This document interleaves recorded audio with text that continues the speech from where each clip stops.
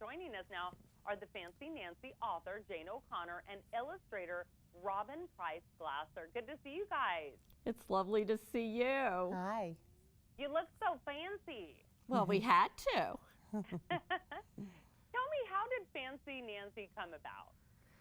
Well, I was making dinner for my family one night and the name flew in my head, and I started writing the first story that night, and in part it was based on me. When I was little, I loved looking glamorous. I was always urging my mother to wear more makeup and jewelry.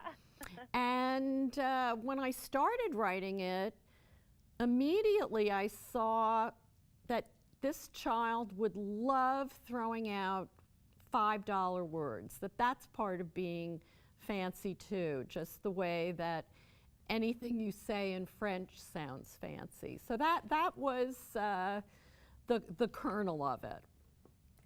Yeah, it's great though, because then the kids are learning new vocabulary. I know, and parents and teachers have told me how important that is to them. It's very cute too to see letters that come from kids, because they will always include, yes, you know, I think that Nancy is gorgeous, you know. That's sweet, and she is gorgeous, and Robin, that's where you come in. How do you take the story? You hear about Fancy Nancy, and then you turn it into these beautiful pictures, and you know, you have everything with them and the accessories.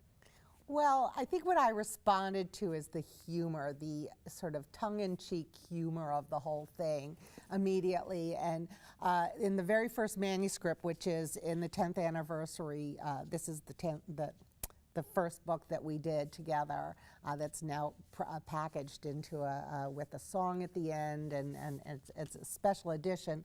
But I read that Jane had written about the character, that her parents had, she wanted me to draw her room, and her parents had bought all this white IKEA type furniture, and Nancy didn't think that was fancy enough, so she decorated herself by not asking her parents for something fancy, but she herself took a mop and a broom and an old sheet and made her a canopy bed, and she was a do-it-herself kind of a toddler Transformer, you know, she just Martha Stewart type little girl. She makes her world in her own image. Yeah, well, and so what that's I love her room. Too is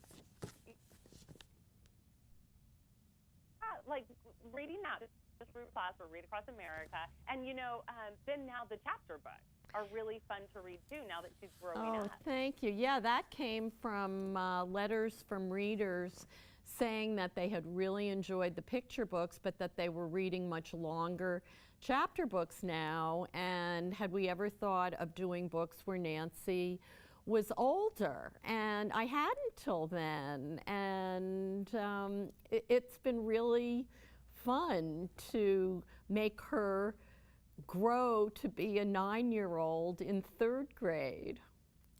Yeah, it really is. It's fun to see. And in that chapter book, my daughter, by the way, thinks Bree looks so beautiful in it. So I have to tell you that, Robin. Before we go, I wanted Bree to be really gorgeous so that Nancy would be a little bit jealous of her. She is. She's so cute in the book. Everybody, you got to read it. But the RV behind you, you guys are like going on a road trip. Yes.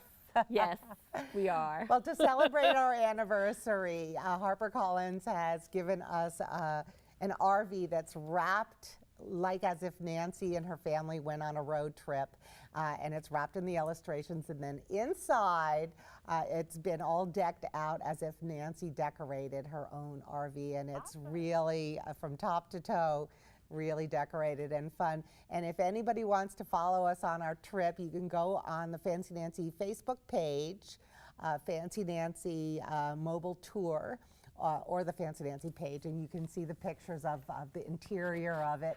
And we're traveling from San Diego to Seattle. All right, terrific. Well, thank you both so much for joining us today. Thank you.